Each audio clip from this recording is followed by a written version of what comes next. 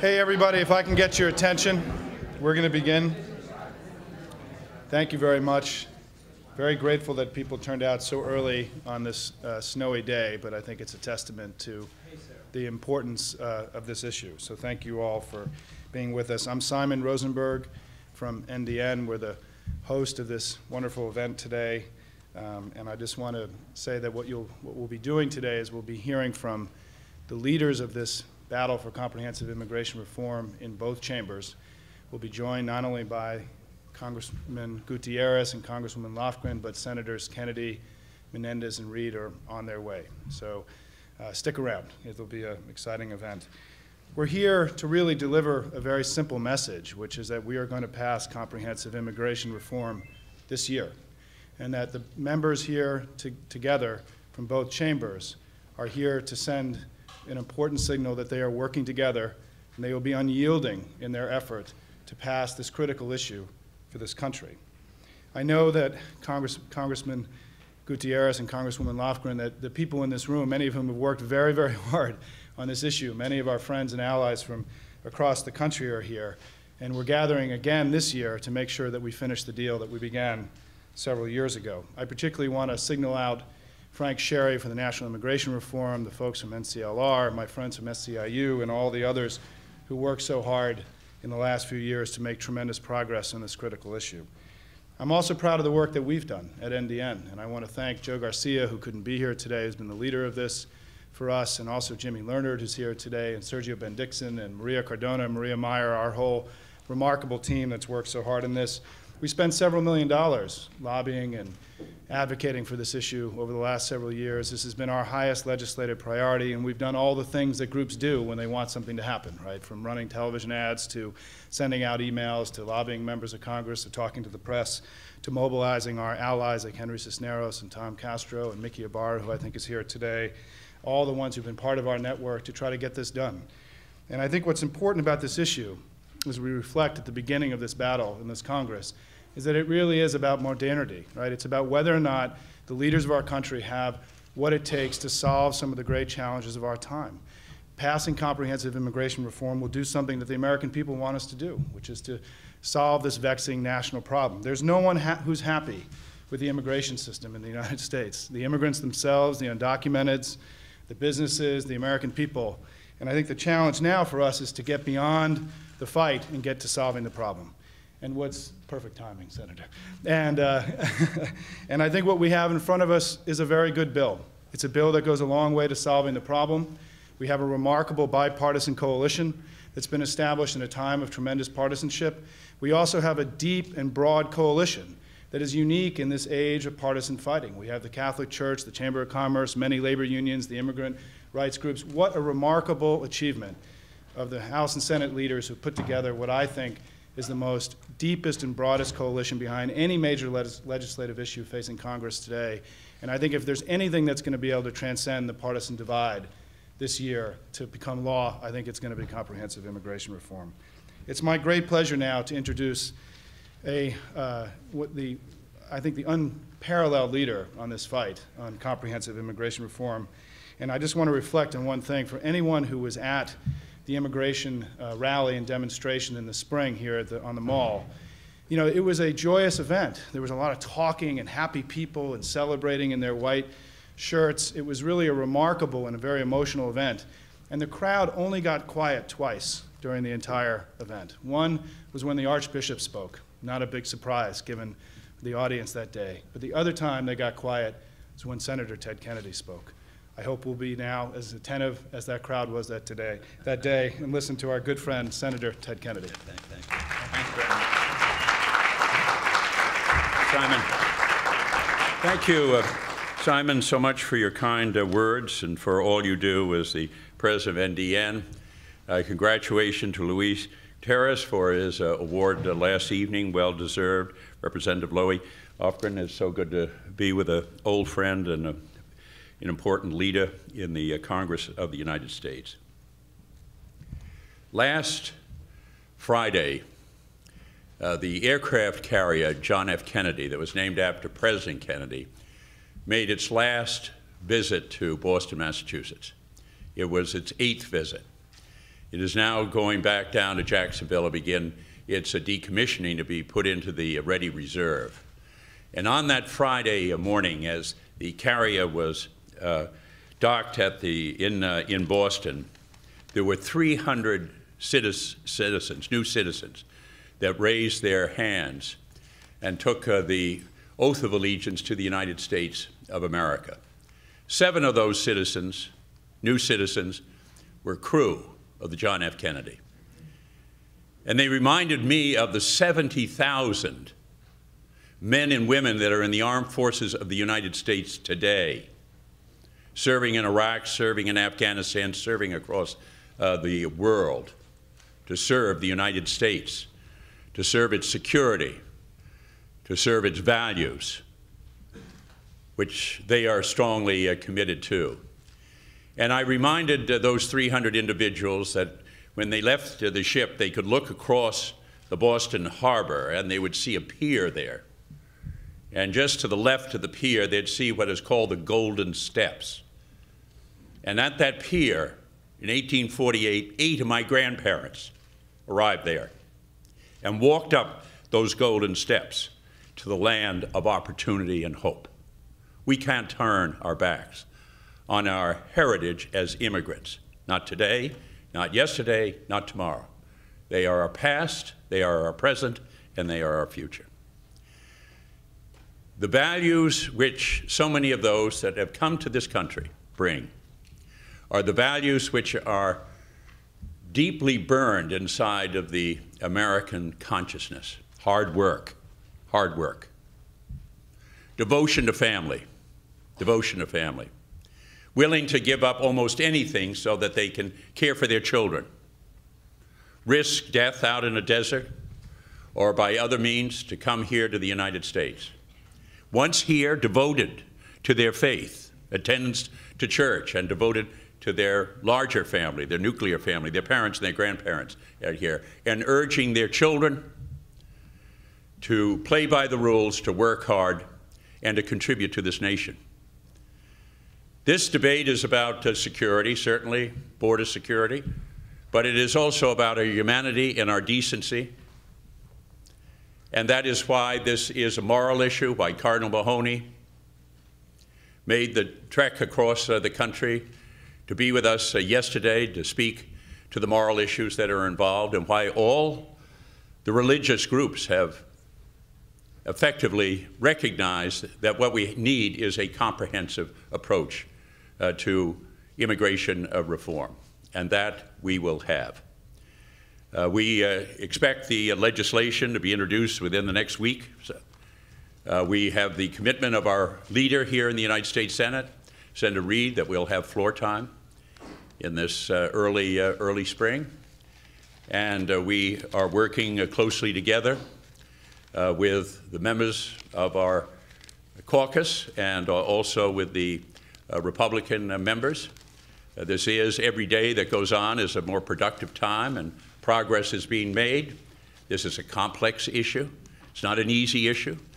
We'll have, we had a vigorous and most extensive debate on any issue that we faced last year. Was on the immigration issue, 9 days. The votes didn't come out always the way I would have liked to have seen, but we made progress, and we had a bill that commanded the overwhelming majority of the Senate and had very, very substantial Republican support.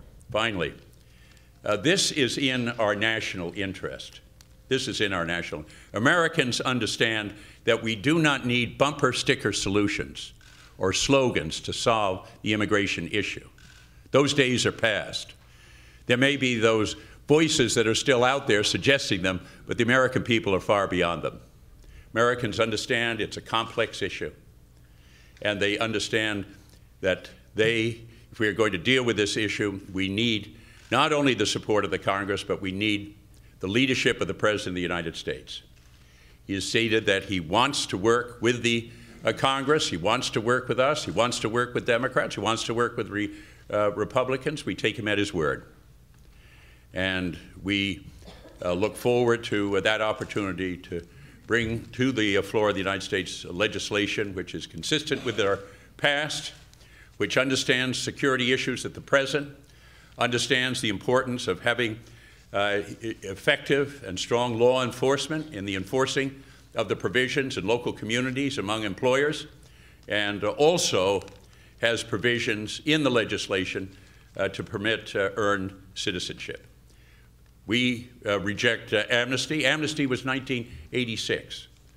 I voted against that bill, not so much on that issue, but because of the complete failure to have adequate enforcement provisions. That was 1986, that's amnesty. Forgiveness, go to the head of the line. All things are past. That isn't what this legislation is about. And those that distort and misrepresent this legislation do an enormous disservice to the American people. This is a complex issue. American people need to be informed. We'll do the best to inform them. But we hope that the voices of hatred and bigotry will silence themselves for this debate, so that America can truly be America, the land of opportunity and the great land of our immigrant heritage. Thank you.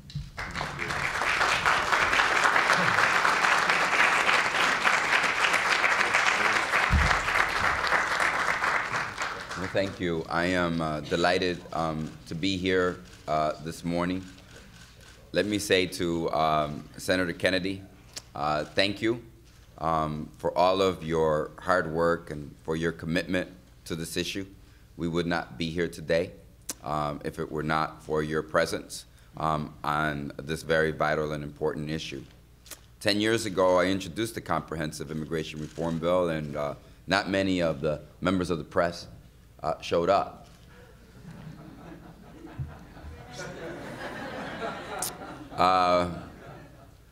Some of you did, but not many. We reintroduced the bill, and a few more showed up. And then I went over and had a chat with Senator Kennedy, and he said, let's do this together, Luis. And a lot more people showed up. And then we had a wonderful discussion, talk with Senator McCain and Congressman Flake and Colby, and we talked. And a lot of people showed up when Senator Kennedy showed up, and a lot more people showed up when it was a bipartisan, bicameral bill, because each time as you added these figures to this debate and this, everybody knew that it was moving in the right direction, and that the probabilities of success were ever greater. Let me just add that I am delighted that because of Zoe Lofgren, who now chairs the subcommittee on immigration for the Committee on Judiciary in the House of Representatives. We're so happy as Democrats, and I'm really happy as a Democrat because of her and the leadership that now I'm on the Judiciary Committee with her, working with her to make sure that this bill becomes a reality. Look, the Congress of the United States, the government of the United States, does not have the political will not commit the requisite resources to deport 11 million people.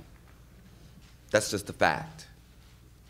In the absence of that, we have a responsibility then to bring them out of the shadows of darkness and to incorporate them fully into the fabric of our American society. It's one or the other, and obviously the first is not an option. We're here today because there are people in pesticide-ridden fields picking the fruits and harvesting the crops, which benefit so much our economy and which keep us so healthy and strong as a nation, and that work 12 hours a day so that one day maybe their son or daughter can go to college. Those are the people that we're here to represent today. But we're here to represent that soldier who came back from Iraq, went to a dance in Chicago, met a wonderful woman, went to church, and the priest married them. And then when he went to go get immigration papers for her, they told her that his wife had to return to her country of origin for 10 years. We're here for that student. There's such wonderful students across this country that when you sit down with them and you say, so so what's your grade point average? And they say 4.7. I said, oh, you mean on a scale of 4? I mean, how'd you do that? How do you get 4.7 on a scale of 4? Because I'm taking all these AP classes, and it just, I said, oh, I never took AP classes. So I don't know how that works. This is a true story, right? And then you tell her, so what are you going to do? And she says, I don't know, because I'm undocumented. I came here at the age of 2, and although I've taken, and I look at my own Latino community, and I see a 2/3 dropout rate, and then I see this young, wonderful girl, and I say, what a waste. We've invested so much in her. She has so much opportunity, and she has so much to give us. Alen, you know, every day in my district, people wake up early in the morning, take a long bus ride in the cold so that they can go to the home of American citizens, so that they can help raise, nurture, care, educate the children of American citizens. Those women wake up really early. And we entrust those women with our most sacred, our children. And all we're saying is, at the end of the day, shouldn't she be able to return home to her own children so she can care for them and educate them and be part? If she's good enough to raise our children, she's good enough, I think, to stay in the United States and become part of the fabric of our great society. And so those are the people that we're talking about. Obviously, security on our border is important and paramount to what we're doing. As we propose the bill, many people say, well, they'll just become American citizens tomorrow. Well, let me tell you, that's just not the case. We heard the president. I think the president showed foresight and showed courage when in January of 2004, he set forward an agenda. The discussion had really died in America. There really wasn't much of debate. And the president put that discussion forward. He put a framework. He said no amnesty. He said right. And that's exactly what we did. We rolled up our sleeves. And now we look forward, and we encourage the president to roll up his sleeves, and let's get this done together. A bicameral, bipartisan bill. We cannot pass comprehensive immigration reform unless the proposal is bipartisan. There aren't enough Democrats in the House to pass comprehensive immigration reform. There aren't enough senators, Democratic senators in the Senate to pass it. We must pass it for the good of the immigrant community, but also for the good of the nation. And it isn't necessarily a bad thing. So we need to come together. I'm looking forward to the debate and the discussion. And I want to say that obviously bad policy turned into bad politics in the last election. As a Democrat, I always got scared when I kept reading more Republicans voted Democrat this last election. That was 2000. 2002, more, and oh, the reporters just love it. Hey, Luis, how do you explain more Latinos voting for Republicans? In 2004, voila, we turned around to 2006, and people moved away. And when you asked them what the key issue was, they felt offended. They felt offended that the immigration debate was about them, was about their ethnicity, was about their tradition, was about who they were. And they rejected that. And I think most of America is going to reject those who would divide us as we bring people together. So I'm excited. I'm excited working with Senator Kennedy, and really excited as she grabs the gavel over in the House of Representatives. So Loughran, the Congresswoman from California, and I'm really excited to be here with all of you here this morning. Muchísimas gracias.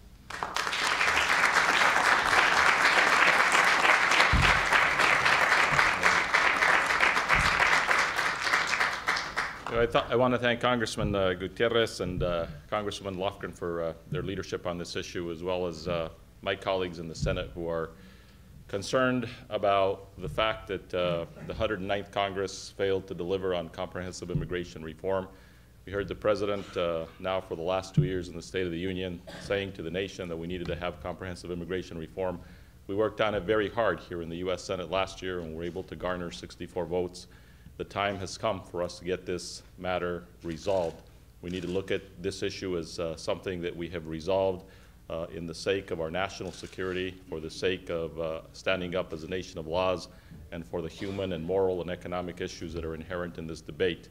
Over the last 2 weeks or so, we've had a number of different conversations with different people who have been working on this issue, and it truly is my hope that we are able to move forward and pass comprehensive immigration reform as soon as we possibly can. And we have, under the leadership of Senator Harry Reid, the great prospect that we are in fact going to finally get this done and get a bill that works to the President so that he can in fact sign it. Thank you very much.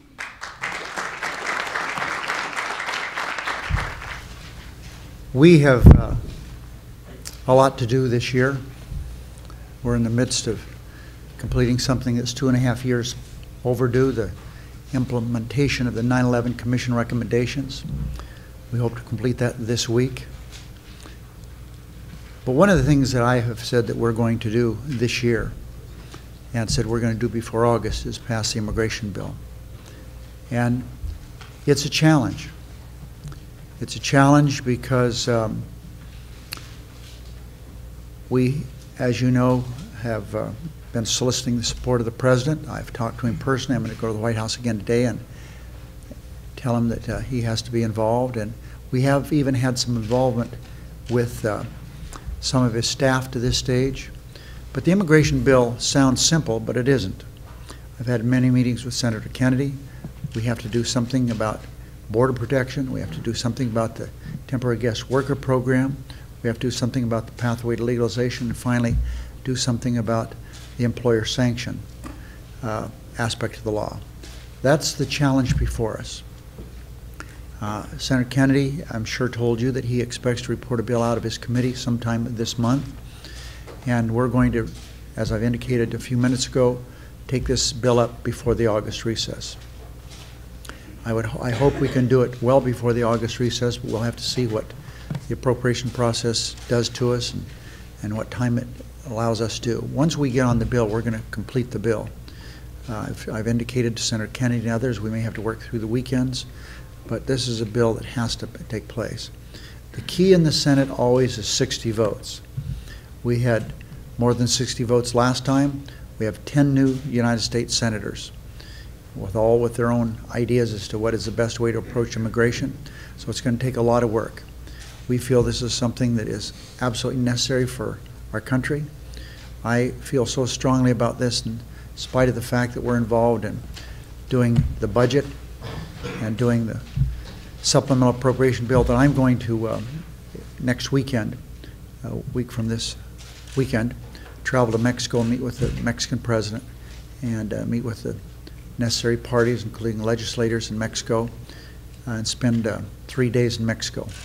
I think that we have to let the people south of the border, Mexico, Central and South America, that we have some understanding of what's going on in the world. At this stage, we have all over that part of the world tremendous involvement by Chavez.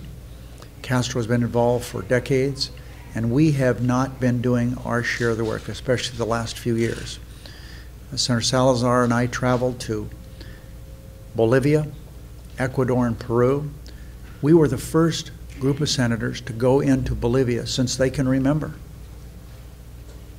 We had wonderful meetings every place. They're looking for help from America, help, recognition, and we're going to do that. That's why I'm going to Mexico. I appreciate everyone's interest in this issue. It's going to take a grassroots effort to make sure that we get this done. We'll do everything that we can do, but certainly we need your support and guidance, and keep the pressure on. That's the only way we'll get it done.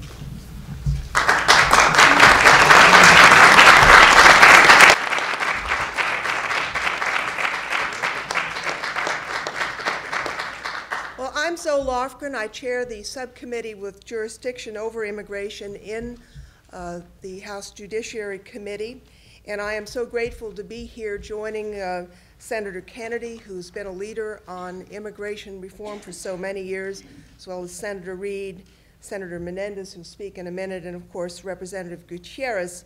I can't think of another member in the House of Representatives who's worked as long and as hard on immigration reform as Luis has done. And I am pleased that we went through all kinds of hoops to make sure that he would become a member of our immigration subcommittee so that we can meld his efforts leading the task force on immigration reform into the regular order of the committee.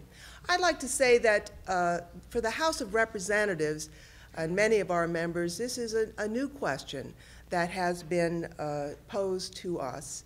In the past, members have been asked to vote yes or no on offense, yes or no on enforcement only, yes or no on whether it should be a misdemeanor or a felon for the 11 million who are here. We have not been asked to vote yes or no on comprehensive immigration reform. And I'm an optimist by nature, I realize, but I believe that there are ample grounds to move forward. One of the things, and I'm in my listening mode now, one of the things that I'm hearing from everyone, no matter what side of the debate they think they are, is that first, the current situation is not acceptable.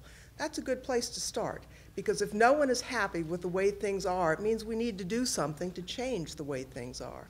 Second question is, do you think it is possible, put aside the question of whether it's valuable, but is it possible to round up and deport 11 million people?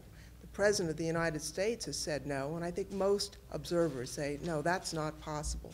If you come to those 2 points, it inevitably leads you to certain other decisions. Now, we are, as I say, in a listening mode. We're eagerly looking forward to the bill that Luis and Mr. Flake and Kennedy and Reid and McCain and others have worked on so hard. That, I believe, will be the beginning discussion point for us in the House. We need to find out what issues are out there among our colleagues. And I know how this bill would be if I wrote it and put everything I wanted into it, but that's not the role I'm playing. The role I'm playing is to listen and to strategize so that our principles are adhered to, but we're not going to be intransigent about our favorite idea to achieve those principles. And I'm confident with the broad coalition in the country. I mean, when the growers and the United Farm Workers say we can both agree on this, it tells you that we can move together as a country, and we need to do so. I remember a few weeks ago, the head of the Border Patrol testified before the Homeland Security Committee in the House. And what he said was, and he's a very impressive guy, tough guy, he said, we're never going to have control of our borders unless we have comprehensive immigration reform. We need to enforce our borders, we need to enforce our laws, but we need an immigration system that actually works. And I think we can do that. It's a rare time when the politics are right for both parties to create a good policy. And this year is that time. So thank you, all of you in the private sector, business community and the like, who are supporting our efforts. We're going to need your help as we move forward. But thanks even more for those who have worked so hard to get us to this point so that we can enact comprehensive immigration reform this calendar year. Thank you very much.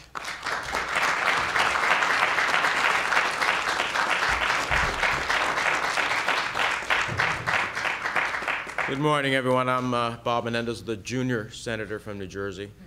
At age 53, junior is really appealing to me, so I like to say it every time I can. It's great to be here with some of my colleagues who have already had to go on, but certainly the majority leader and his commitment to this issue, Senator Kennedy, his passion to this issue, and my dear friend Senator Salazar, who was intricately involved in last year's effort, and of course, my former colleagues in the House who have been such leaders in this regard. And I want to thank Simon and NDN. Simon and NDN have understood, both in the politics of things and in the policy of the issues like immigration, the incredible importance the Hispanic community plays in this country. And within the Democratic firmament, they have probably been the one entity that has focused time and attention in understanding the importance of the Latino community to our country, the promise it holds for the future, and the great accomplishments it's already had on behalf of the nation. I just want to add my voice and simply say We all have a connection to immigration, whether you are part of the Daughters of the American Revolution, whose parents or genealogy comes from those who were on the Mayflower, or whether you are amongst the millions that came to the shores via Ellis Island, or as in my parents, you came to this country fleeing tyranny and looking for an opportunity for freedom. The reality is I can't think of many Americans who don't have some connection to immigration and what that has meant to our country. Now, I hope as we move forward, and I am so glad to hear the Majority Leader be so committed to moving forward, as he stated here just a little while ago, and that in the process of moving forward, we heard the rhetoric and the hate-laced speech used to polarize and divide our nation on this issue during the election cycle of last year. I'm glad we're not in an election cycle this year to be talking about this issue. I think those who tried to use it in a political context found that they were largely rejected by the American people across the spectrum. And I hope that there's a lesson in that as we try to have a civil discourse in the days ahead. Our system is broken. That is unarguable.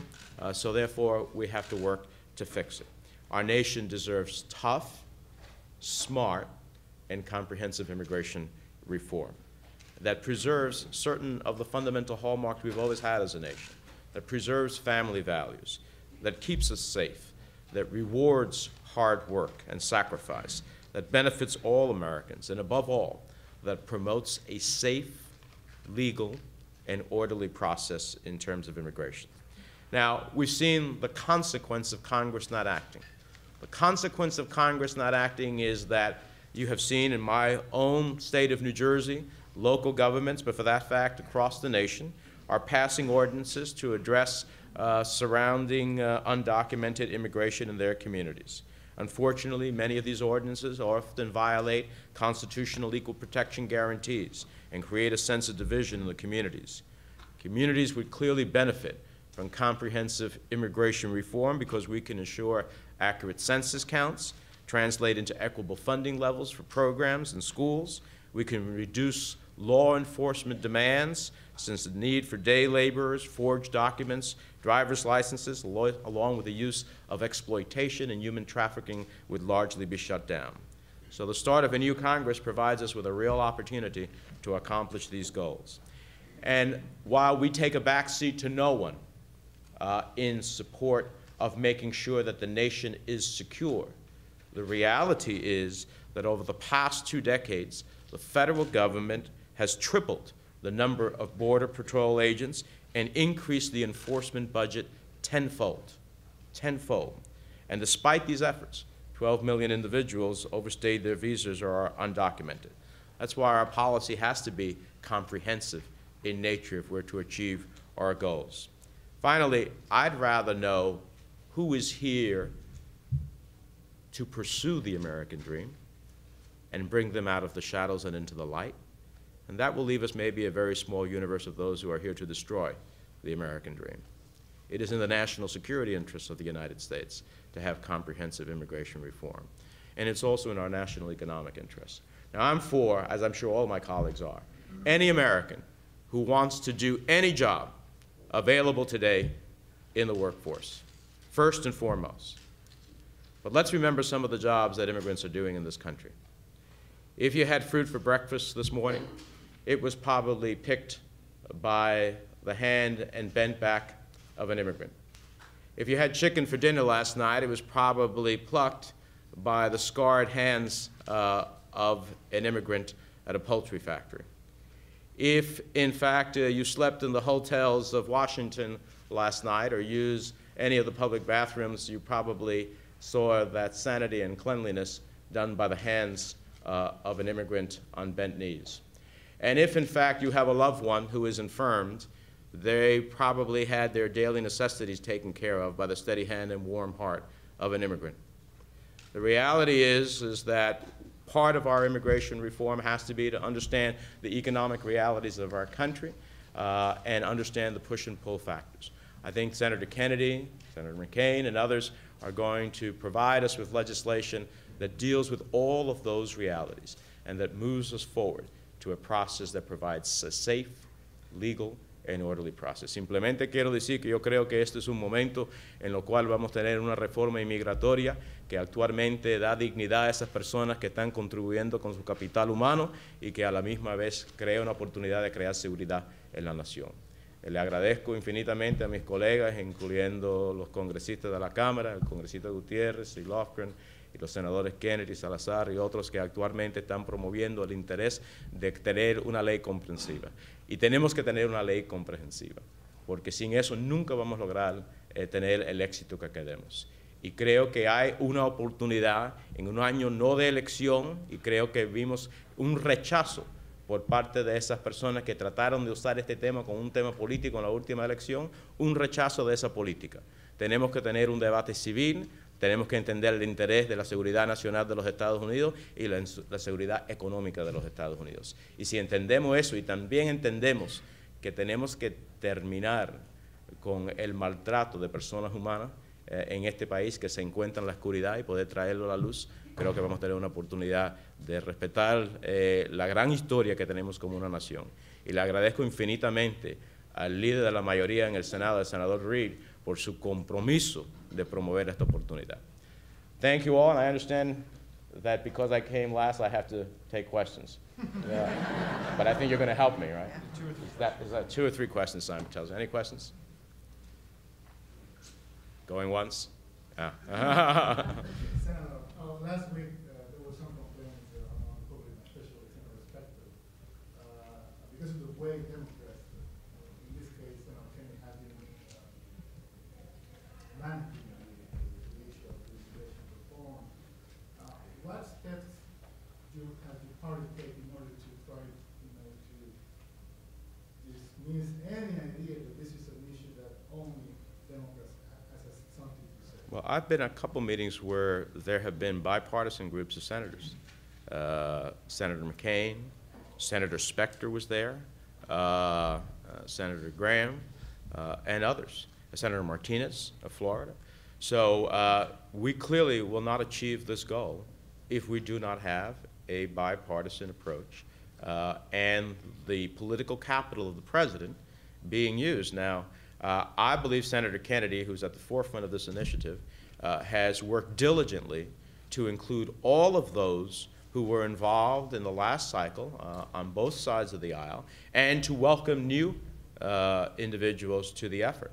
And I think he has not only been doing that, but is committing to doing that throughout the process. And lastly, I would say we do need the president, however, as the head of not only the nation, but his party, to put some political capital on the table. He told us, I love the speech from the State of the Union in one respect. I don't agree too much with the president, but I do have absolute agreement with him when he said in his State of the Union speech, let us have a serious, civil, and conclusive debate so that you can pass and I can sign comprehensive immigration reform into law. I couldn't agree more. But that means the president must use some of his political capital to make that happen. He didn't do that in the last effort that we had. He told us, I sat in the Senate, in the White House at a meeting of bipartisan meeting of senators with the president, and he told us that he wanted comprehensive immigration reform. He said, get it through the Senate, and I will work to get it through the House. And then it became a political football. So we have a year in which we have no elections. We have a year in which the president has made a bold statement again, if he uses his political capital. And in fact, I know Senator Kennedy will continue to harness people in a bipartisan effort, as I'm sure our colleagues in the House will. We can achieve this goal, and it will be good for the nation.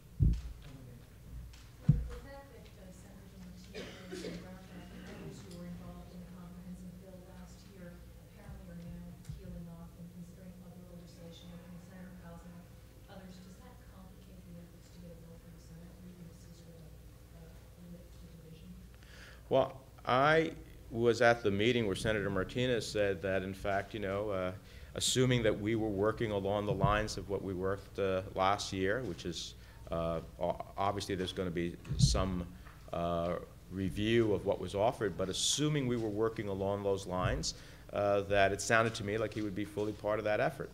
And I would fully expect, if we are headed in that direction, which I believe we are from everything I can tell, that he would be fully part of that effort.